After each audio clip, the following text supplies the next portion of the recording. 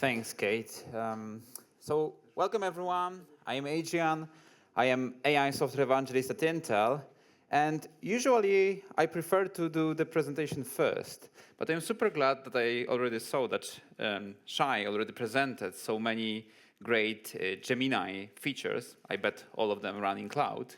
And I am even happier when I heard from this audience during the panel that there will be a guy talking about local inference. Yeah, it's me. Exactly. So super cool to be here and to present something what I would like to present. But maybe let's start with the question. How many of you, please raise your hand, already think that to run GenAI, you must use cloud?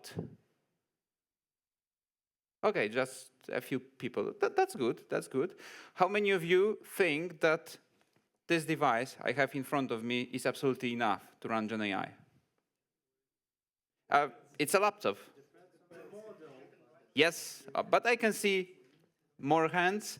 However, some of you are already not convinced, and I hope I will convince you by the end of this talk. Cool. So let's start.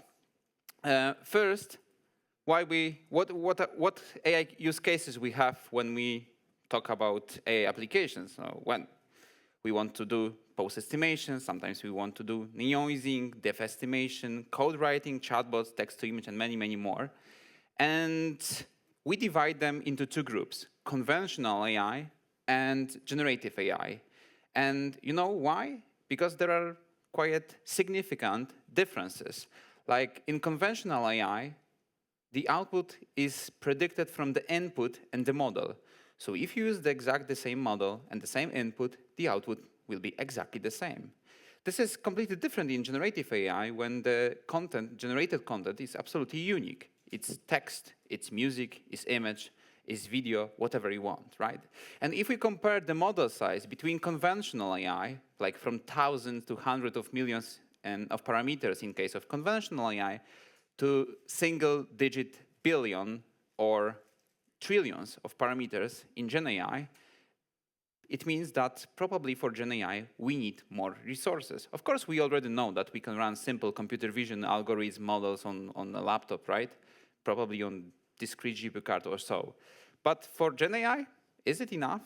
We will see.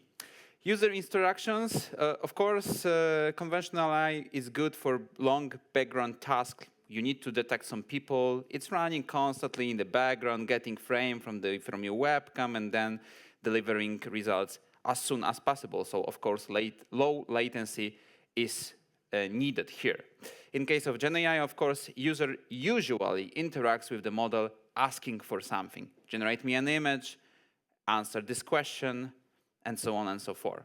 And in that case, we can wait a little bit more, right? It doesn't have to be 30 sentences per second. We can wait 5 seconds for the answer or so. And OK, and I'm going to show you that this device can run GenAI.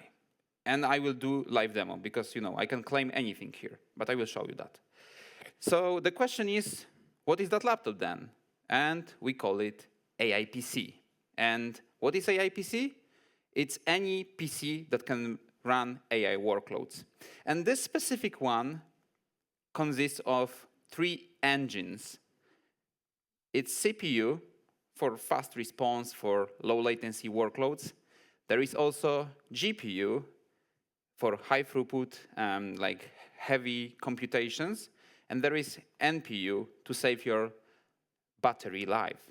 And the question is, how big that chip must be to have all of these devices? And the answer is here. I have it here. It's that size. It's CPU, GPU, and NPU integrated on one chip on this size. And exactly that one is inside my laptop. If you would like to see it later, please come to me. I will have it with me.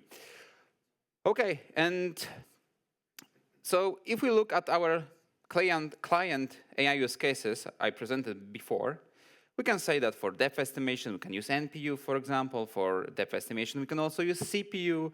For chatbots, it's OK to use GPU, probably because it requires more computations, and so on and so forth. So this is hardware only. But hardware is halfway. We need also software. And for software stack here, we use OpenVINO, which is an open source toolkit for optimizing and deploying AI inference. And OpenVINO started as a open visual inference and neural network optimization. But it's no longer for computer vision only. It's also right now for NLP, audio, large language models, generative AI, transformers, whatever you want. So if you have your model in one of these frameworks, PyTorch, TensorFlow, Keras, TensorFlow Lite, ONNX, JAX, or PaddlePaddle, you can convert it to OpenVINO and deploy on variety of Intel hardware, plus ARM. We also support ARM officially, and it runs on any operating system. And to make a disclaimer here, OpenVINO is for inference only, so it's not for training. If you would like to train, use still TensorFlow, use PyTorch, use whatever you want. But for inference, when you have your model already pre-trained or trained by yourself, you can convert it to OpenVINO to have great performance. And there are many ways to use OpenVINO. You can, of course, use OpenVINO, pure OpenVINO code in C++ or Python. But if you are more into PyTorch, for example, you can use a torch compile function, which was introduced in PyTorch 2.0. Then you specify OpenVINO as backend. In Keras, starting from Keras 3.8, why it's not visible? Oh, it stopped working. In Keras, you need to specify OS environment variable to specify OpenVINO as backend. In ONNX, we provide OpenVINO execution provider. And for generative AI, how many of you are familiar with diffusers or transformers from Hugging Face? Some people. They are very convenient, right? The very convenient API to do the inference. And you know what? We combined the convenience of Hugging Face with the efficiency of OpenVINO, and we created Optimum Intel. So if you are familiar with diffusers or transformers, then you can install Optimum Intel, and you can use almost exactly the same code as you used before. So what you need to do is just to change the class you use. So instead of auto model for casual LM from transformers, you use OpenVINO model for casual LM from Optimum Intel. And then, of course, you import auto tokenizer pipeline. You specify the model you would like to use. You need to use the class you already imported.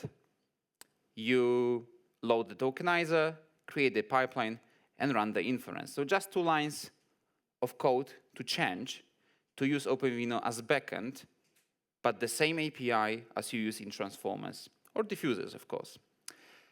And that's not all, because I would like to, right now, step into OpenVINO GenAI. And if Optimum Intel is a right way to use a very convenient API, and you can use OpenVINO as backend, the question is, why do we need another package? OpenVINO GenAI is another package. And I will answer that in a moment.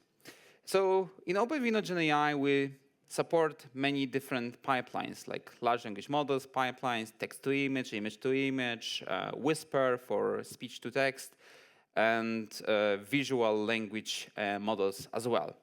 So what you need to do to use any of these pipelines, you just need to provide a model in OpenVINO format, and you need to use your application. I mean, your application must use OpenVINO GenAI. And the question is how to provide the model then in OpenVINO format.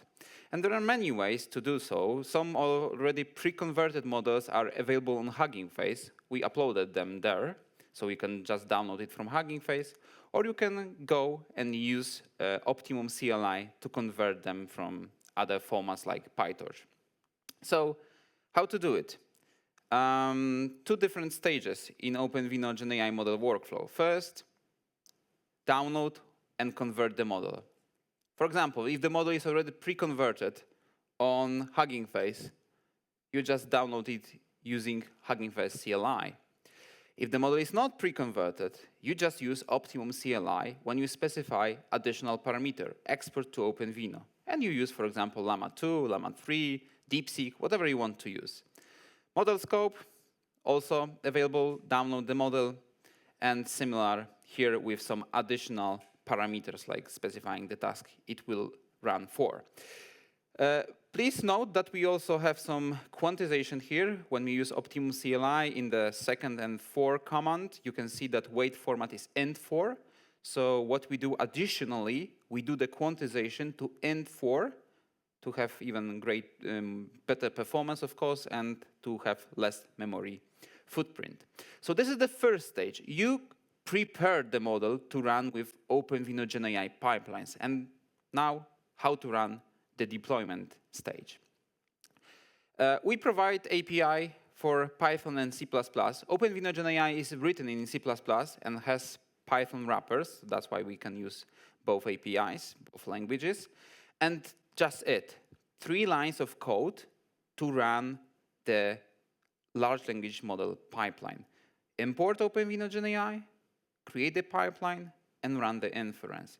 Similar for C++. Of course, C++ is more descriptive language. That's why you need to write, I don't know, 7 lines of code or so. But it's exactly the same. Import, include, create the pipeline, and run the inference. And once again, the supported scenarios in OpenVINO GenAI. Text generation using large language models, but also small language models, right? Llama, Mistral, Phi, Qwen, many more. Image generation with diffusers like LCM, Stable Diffusion, Flux, and so on and so forth. Speech transcription and translation, Whisper, Distill Whisper, and visual language models, Lava, Mini CPMV, and some more. And where to find it? Where to find this OpenVINO GenAI? It's open source, once again, on GitHub. But I bet many of you here are Python developers. So for you, the easiest way is, of course, using pip. Pip install OpenVINO GenAI. And then you can use these 3 lines of code to run the image generation or text generation. OK, let's go back to the question I asked before. If there is optimum Intel approach with the great combination of Hugging Face API, convenient API with OpenVINO's backend, why do we need OpenVINO GenAI? And because of this. So these are, this is the snippet in OpenVINO Optimum, in Optimum Intel to generate some text compared to OpenVINO GenAI. So for example, if you don't want to write so many lines of code, it's the same approach as in transformers, right? We just changed the class from transformers to Optimum Intel. But the approach is exactly the same. Here, 3 lines of code. And the second, a very important thing. At at Optimum Intel, we rely on transformers and diffusers. And they depend on other libraries. So overall, when we install all of them, it looks like this. There are so many dependencies that they take more than 2 gigabytes on your disk. Of course, you must download this 2 gigabytes. It's OK when you are here, like high-speed internet connection, but what about if there is edge device connected somewhere in the forest or something, right? To download all the models, for example, all the dependencies to run it. What if you use edge device when you don't have so much disk space? Well, we think that it also solves the problem here. You just need to download a few packages. OpenVINO GenAI relies on OpenVINO, and there is also OpenVINO tokenizers, which is required for chatbots, and additionally NumPy. That's it, right? Telemetry is, let's say, optional. And let's look how to run, once again, text generation. I already presented that, but you will see the GIF here. This is running these 3 lines of code, right? So it's you start asking the question, what is OpenVINO, and suddenly it appears like token by token in your terminal. Then text-to-image generation. Once again, on GIF, you can see that from prompt to the image, and in code, almost the same 3 lines of code, just changing LLM pipeline to text-to-image pipeline. C++, similar thing. Then speech transcription translation with Whisper, very, very similar, just additional line of code to load the audio and to use Whisper pipeline. And visual language models, once again, very, very similar. VLM pipeline, provide some images, provide prompts, and you will get the answer like here. But this is theory, let's say. I'm just saying something, right? Let's see it running live. Where is my mouse? Always difficult to find it on 3 monitors. You know that. Okay, cool. Yeah, maybe let me do this. I already prepared 2 demos. First, one of my favorite, it's called Paint Your Dreams. It will be image generation from text. Okay, so here is the prompt, a sailboat on a grass field with mountains in the morning and sunny day. I have 3 devices here, as I already mentioned, CPU, GPU, NPU, all of them on this chip. I'm going to present all of them here for you. Let's start with CPU. This will be the slowest option, I promise you that.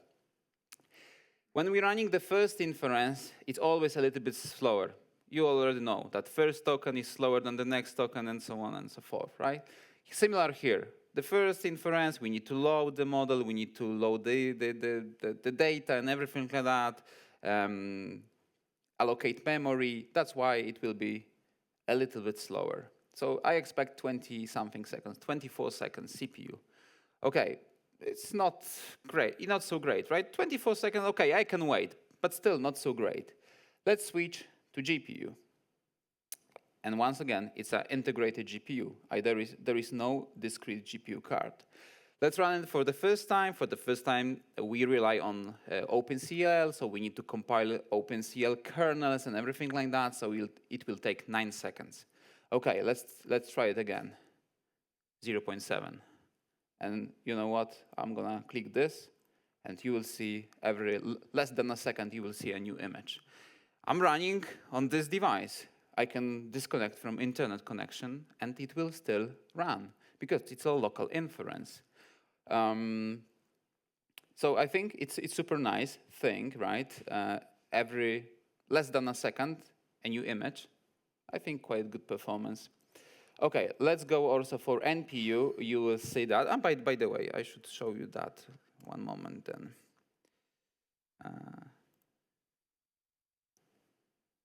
Where is that? Well, let's try. Exactly. This is what I wanted to show you. Okay, it shouldn't be 3D. It's compute engine here. So right now, you can see the GPU is heavily used. CPU is not 100%. It's just 30%. And when I stop here and I show you CPU, you will see the difference. So right now, you see CPU 100%. It's fully used for this generation, and GPU, it's idle. So yeah, this is the difference. And you can see we are still waiting for the results, right? CPU is quite slow, but this is by default. Okay, let's stop it. And there is one more, NPU. It's Neural Processing Unit. I didn't mention that before, but it's Neural Processing Unit. Designed for AI inference only, nothing else. GPU, of course, you can use to render graphics and everything like that. NPU for AI inference only. Okay, let's run on NPU. Still not stopped. Come on, I click stop. Okay, let me uncheck this first. Still running CPU, and we need to wait for this iteration to end.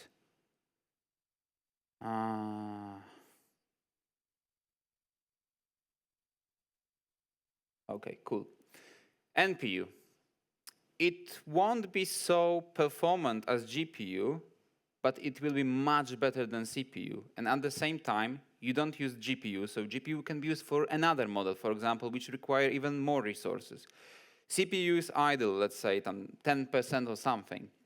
The only problem right now is that the compilation time for the NPU, for the first time, is super slow, really. This is something I am really annoyed, and I complain at company a lot about that. It will take about 100 seconds to compile for NPU. But this is only for the first inference. The next inference will be much, much faster. So OK, let's wait. I think we still have time, so no problem. And Task Manager. Yes, let's go back to Task Manager. We will see GPU is idle, 4%, 3%, something like that. Compute is absolutely 0%. CPU right now is 40%. Of course, we are compiling this on CPU, I think, before we schedule on NPU. NPU, for now, it's idle, but we will see that in a moment that it will use NPU. And this is low-power device, NPU. So if we compare to GPU, CPU, it's not like that it's a rocket science thing that it will take just 1 watt or something. No, it will be just less than GPU. So let's say if GPU takes 20 watts, NPU would take 15 watts, right? So it will save battery for longer. Once again, running AI inference. OK, we are approaching 100 seconds, so I think we should be ready to get the result. Yes.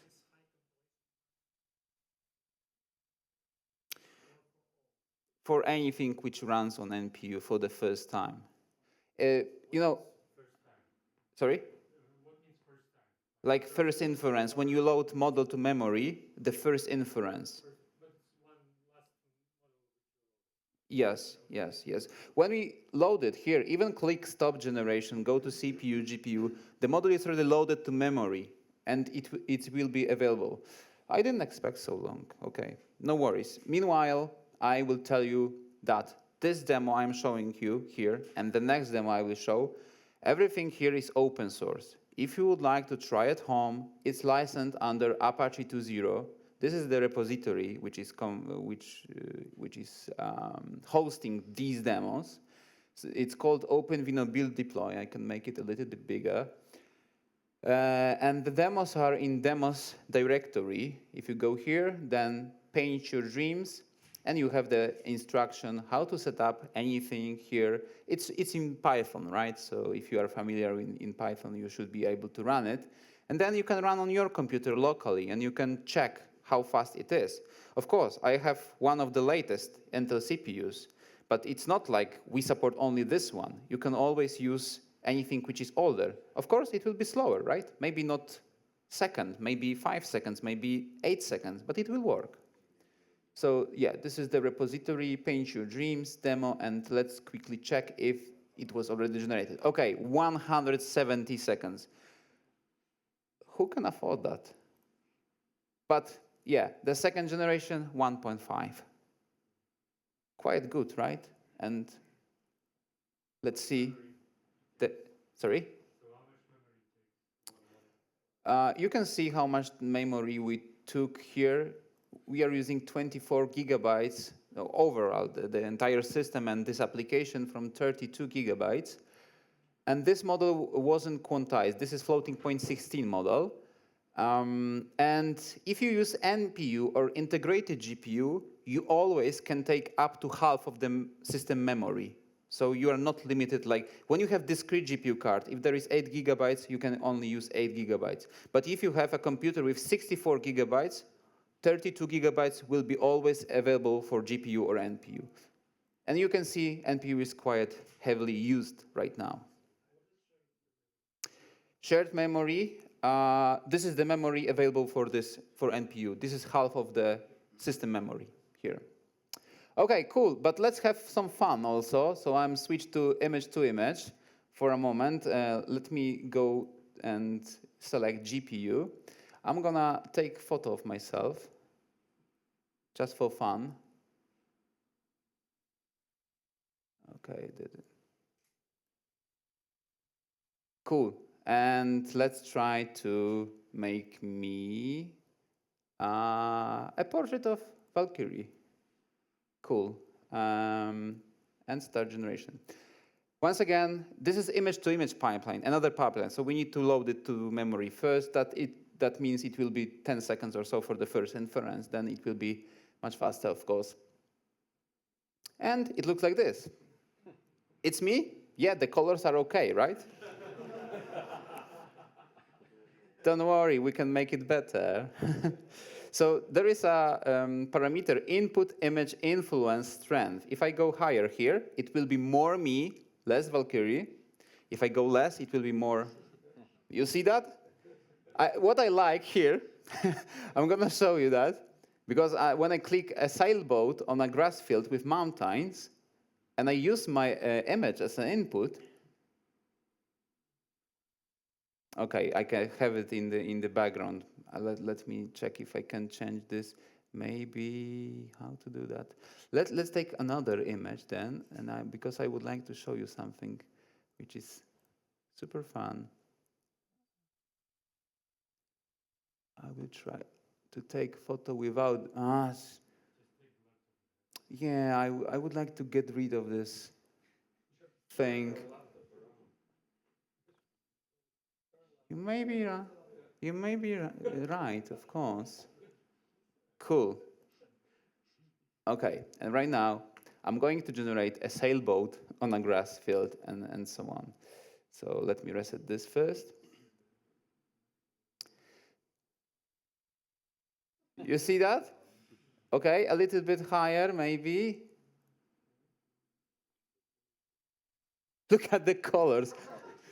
All the colors are in place, like, you know, there is even my face. It's trying to make some, there are mountains in the background, so it's mountains, right? So it's trying to generate mountains here. For example, this, and there is boat here. You can see that. Funny thing, you can also go for Inpainting pipeline, so we can say that I'm going to remove my face here. And let's go back to this Valkyrie and start generation again. So nothing will be touched unless the place I removed from the area I removed from the picture. And like this. So you can see anything else is exactly the same, like this light in the background, my turtleneck sweater and everything like that, but the face has changed. Okay, that's some fun we had. And let me switch to another demo, because that's visual GenAI. Meanwhile, I will start another one. So I'm going to kill that one, and I'm going to start another one. Another one, it will run Chatbot. It will be a chatbot with RAG pipeline. Okay, so right now it's loading. We will use 3 different models. Because it's RAG pipeline, we will use embedding model, which will be scheduled on NPU. We will use a Reranker model, which will be scheduled on CPU, and chatbot model, in this case, Llama 3.2, 3 billion on GPU. So I'm using all the devices I have here, because I have 3 different models in RAG pipeline. Okay, I'm going to refresh. I have another Gradio interface here. And this is a chatbot working as a healthcare assistant. So it's saying, good morning, afternoon, welcome to our medical facility. My name is Adrian, and so on and so forth. And what I'm going to do, I'm going to upload here the sample patient record, which is, of course, in the repository as well. So what's inside? There are a few diagnoses that I had: hypertension, type 2 diabetes, chronic back pain, with some additional comments, for example. And I uploaded it here, and here I start talking to it that I am feeling bad. You can see performance here. We are running on integrated GPU, so we have 33 tokens per second. It's much, much more that we can even read at. And it's saying, can you please tell me more about what's causing you to feel bad, physical sensation? Let's say I have high fever, 37 degrees. You know, for men it's like dying. That's why. How long have you had a fever of 37 degrees? When did it start? yesterday. Help me. I cannot provide medical advice. It was prompted not to provide a medical advice, just to get all the details, symptoms, and so on. But of course, this is a playground. We are talking about, using healthcare assistant. But we can change the prompt. It can be a tutor. It can be a bartender. It can be a hotel concierge, whatever you want. What I wanted to show you here is performance, right? 34 tokens per second. Usual human can read about 7 to 9 tokens per second. It's like 5 to 7 words per second, exactly. So it's much, much more than anyone can read, right, here. So it's absolutely running here on this local device. And I hope I already proved you that even that laptop is absolutely capable to run GenAI. Of course, this model is not like 300 billions of parameters. But the question is, do we need that? 3 billion of parameters, and it's quite accurate. It's, I would say, even very accurate. Let's go for the summarization phase. So you will see that I didn't mention anything about hypertension, diabetes, chronic back pain. It will be included in the summary. You can see that the patient has a history of hypertension. The patient has type 2 diabetes. The patient experienced chronic back pain with pain level 5 of 10, and the patient has a fever of 37 degrees, which started yesterday. So it took everything into account because it's a RAG pipeline. And once again, it's available in the repository in Virtual AI Assistant directory, and we provide already not only healthcare personality, but we provide also other personalities like tutor, or bartender, or agribot, or anything like that. If you would like to use that, you can even create your own personality, because what you need to do is to fill this YAML file. When you specify the system configuration, like you are Stefan, a tutor who, when it makes sense, responds in the style of Socrates, you never provide direct answer, but always help the student think independently, and so on and so forth. You just need to fill that template, and then you will have your own assistant. Okay, cool. This is what I wanted to show you today. Let me switch back to my presentation. And these are the QR codes. If you would prefer not to search anything in Google or anything like that, scan these QR codes. There are even more demos in this repository. There is conventional AI as well, people counter, for example, using YOLO 11 models to count people. And of course, you can use NPU, GPU, CPU, whatever you want. And there is also pose estimation with, once again, YOLO 11 pose model. So there are more demos than that. I recommend you try at home and see what performance you can have on your local machine. And yeah, I can see that people are still taking photos, like, okay. And so, yeah, I already mentioned that there are more demos in the repository. This QR code is like the main directory in the repository.